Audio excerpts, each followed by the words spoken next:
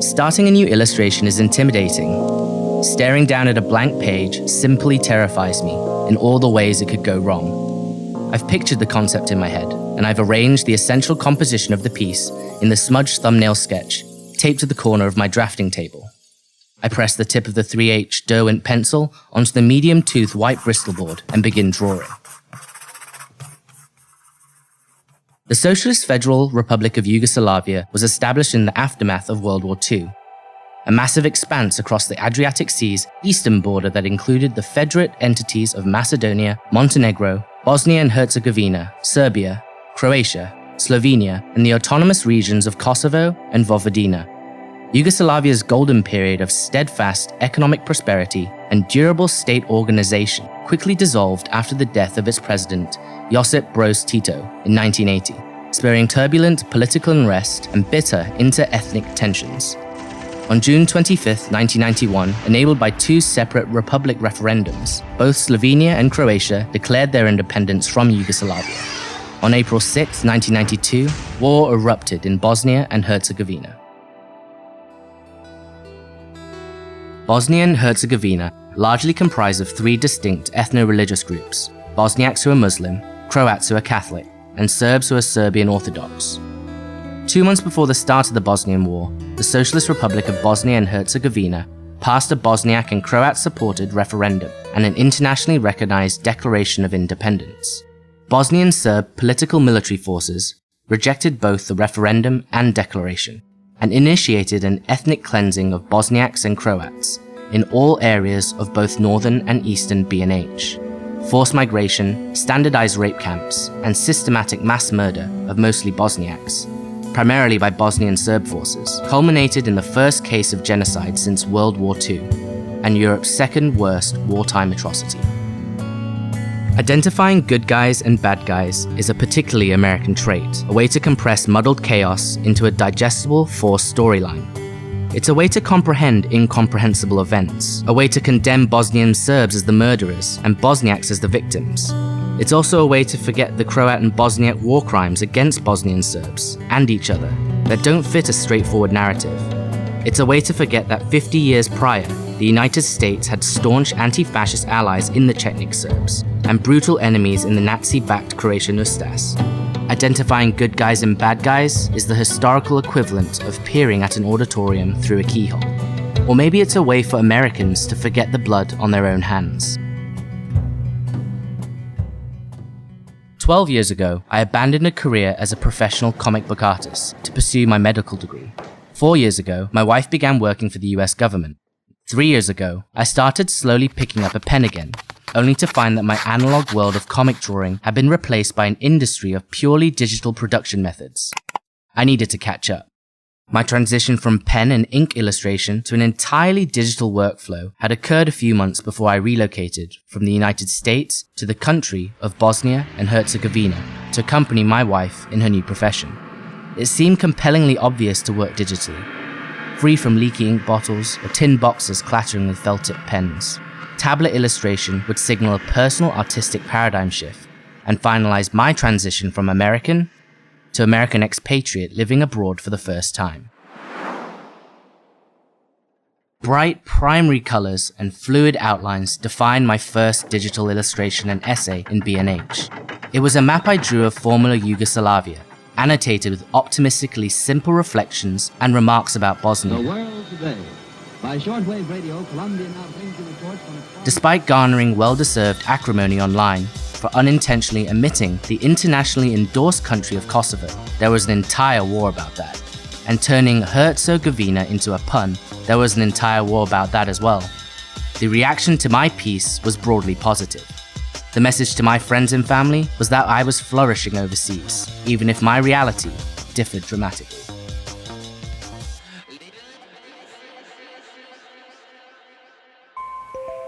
In a city with a population of 150,000, the majority of whom are ethnic Serb, I arrived as surely one of Banja Luka's only non-white residents. So it shouldn't have been a surprise that everyone would stare at me.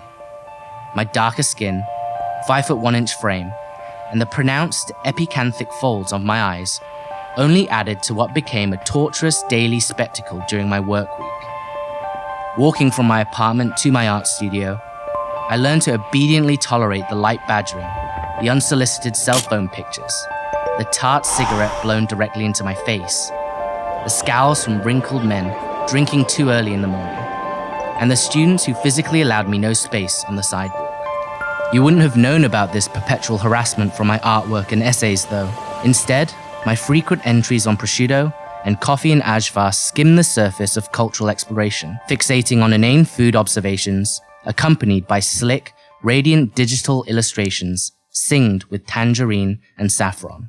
Online, I was fully immersed in my new Balkan surroundings.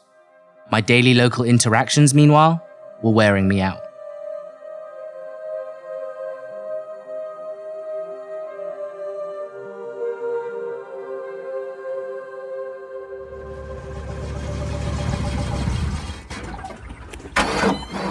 My childhood friend, Midzi Lay, was visiting Ban Haluka from the US, and we were slowly meandering to my studio.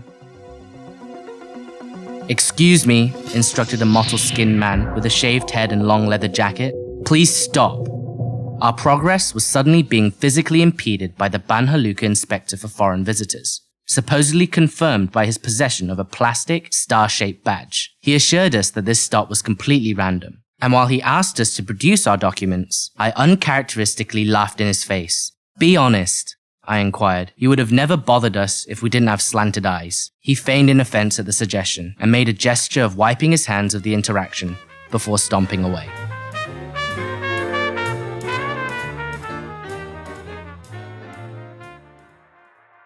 My next illustration and essay concentrated on the rain and flooding in B&H in 2014 and suitably adopted a darker visual palette. The image shows raindrops sputtering constantly onto heavy concrete building awnings, while neon signs scarcely puncture the gloom.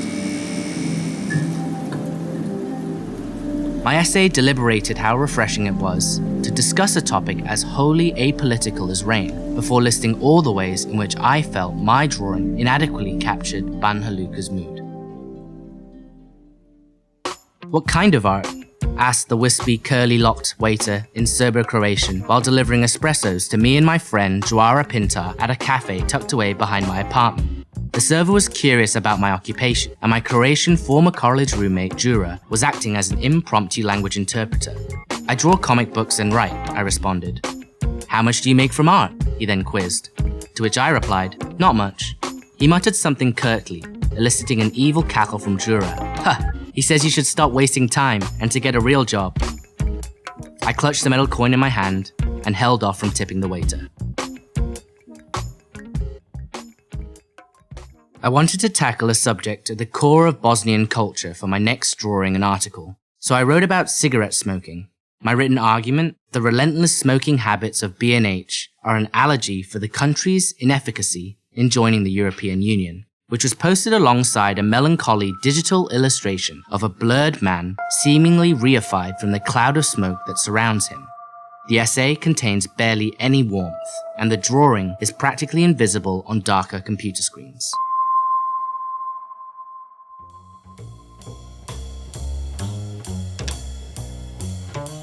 It was 9:37 a.m. on a typical Tuesday morning when I noticed 3 university-age kids with buzz cuts sitting at one of the 15 outdoor tables at Cafe Plasma on my way to work. Pointing and laughing demonstrably in my direction, I knew how particularly impatient I was feeling that day. I walked up to the most talkative giggler and asked, "Is there a problem?" He pointed to the bright blue artwork portfolio I was carrying in my left hand and blurted out, "Faggot purse." "Say it again," I threatened, to the now speechless table.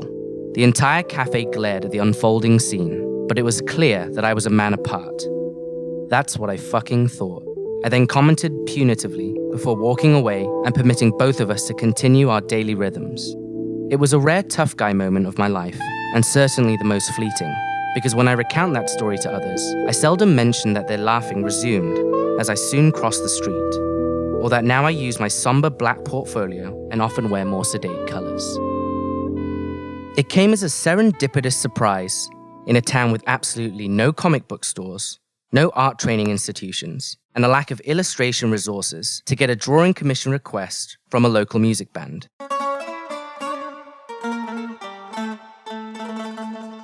Tamburica, the small string cousin of the mandolin and bouzouki, exemplifies traditional Balkan music. My wife's membership to the local Gradski Tamburaski Orchestra Banja Luka afforded me an unexpected illustration job. The head of the orchestra requested a movie-themed illustration for a poster and emailed to ask if I would be producing the artwork in Photoshop. Surveying my digital drawings during my time in Bosnia and Herzegovina, I noticed that each successive piece became more desaturated of color until my final entry about smoking became completely black and white. My involuntary progression to monochrome seemed to be pushing me towards another eventuality. I won't be using a tablet for this poster, I replied to the orchestra head resolutely. I'll produce it using only pen and ink. Dayton is the fourth most populated city in the state of Ohio, located 243 miles southwest of Cleveland and 61 miles northeast of Cincinnati. The birthplace of Orville Wright and modern aviation, Dayton otherwise doesn't register with most Americans, but ask any Bosnian who has ever stepped outside of their own country, and they'll know exactly where Dayton, Ohio is, because that's where the Bosnian War ended. November 21st, 2015 marks the 20th anniversary of the General Framework Agreement for Peace in Bosnia and Herzegovina, more commonly referred to as the Dayton Accords, brokered by Assistant Secretary of State Richard Holbrooke, and considered the greatest American diplomatic conflict resolution in history. The Dayton Accords stopped the bloodshed by installing a complicated political architecture in B&H that includes 3 elected presidents representing each ethnicity, the presidency, an expatriated office of the High Representative, 10 federal cantons. The whole country is divided into 2 major entities, the Southwestern Federation of Bosnia and Herzegovina, principally Bosniaks and Croats, and the Northwestern Republic Srpska, principally Bosnian Serbs, home of the bad guys according to historical reductionists.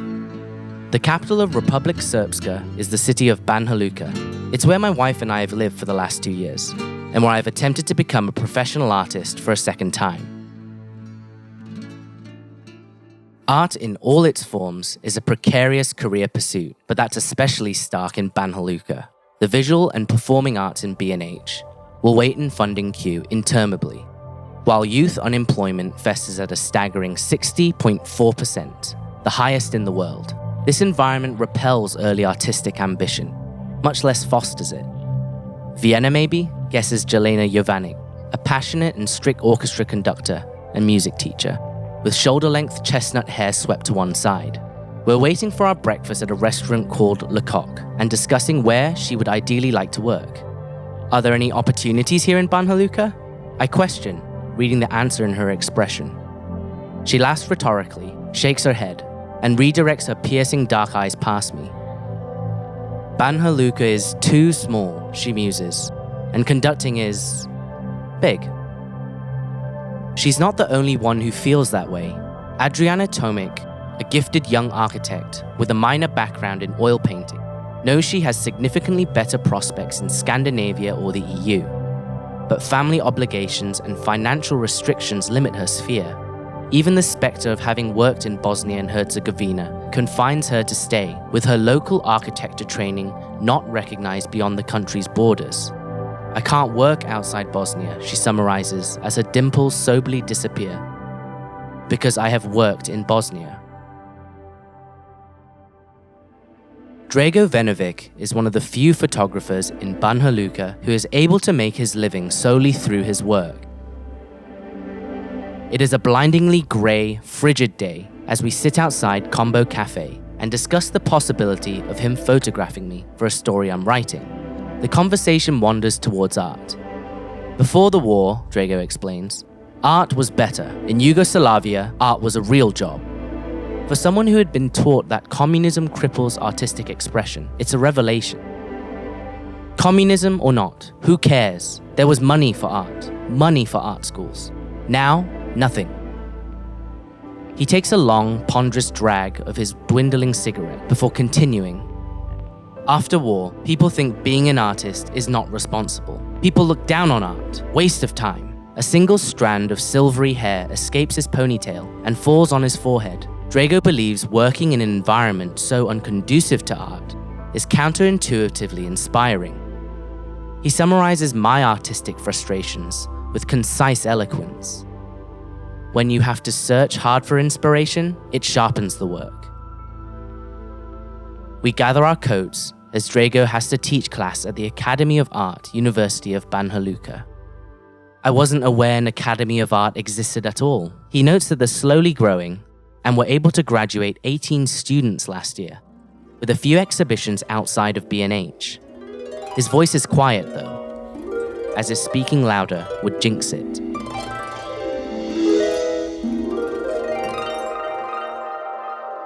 I dash from Combo Cafe to my art studio, rushing past some gawking, whispering elderly women. It will be impossible for me to reconcile this city, where the average Banja Lukan xenophobe derides outsiders. But a small group of passionate artists and warm, close friends have welcomed me into their homes. What place do those 18 artists or I have in a country with ostensibly more pressing concerns? As I enter my studio, I cautiously imagine a silently growing art community in Banja Luka that will eventually be impossible to ignore. An artistic groundswell, an eardrum ready to burst. I look up the Academy of Art, University of Banja Luka on Google Maps. This whole time, it's been just 1 block away from my office.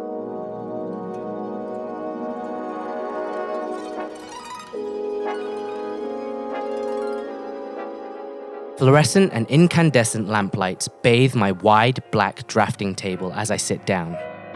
My illustration for the Gradsky Tamburski Orchestra Banja Luka concert poster is almost complete. My pencil draft work has been fully enveloped by thick obsidian ink in dot matrices, cross-hatching, feathering, teaks, scribbles, swirls, soft, light, loose, and angry lines. The high contrast line work is unforgiving, and the countenances of the 4 principal characters in the drawing have been stretched to their expressive, caricatured consequences. I uncap the ink bottle and slowly dip my crow quill pen, emptying its reservoir of excessive ink onto the glass vial's crusted edges. I place the pen's metal point onto the paper to etch the 4th character's eyes. It is Gerard Depardieu in costume as Christopher Columbus from the film 1492, Conquest of Paradise. He's wearing rags at a formal dining event to which he was not invited, and everyone is staring at him. He's an intruder who couldn't be more out of place in this crowd. Depardieu's sunken, weary eyes betray a self-conscious humiliation and an ineffable alienation. But he still stands obstinately with the congregation. It takes me only 2 seconds to draw Depardieu's furled eyebrow. It took me much longer to understand what he's feeling.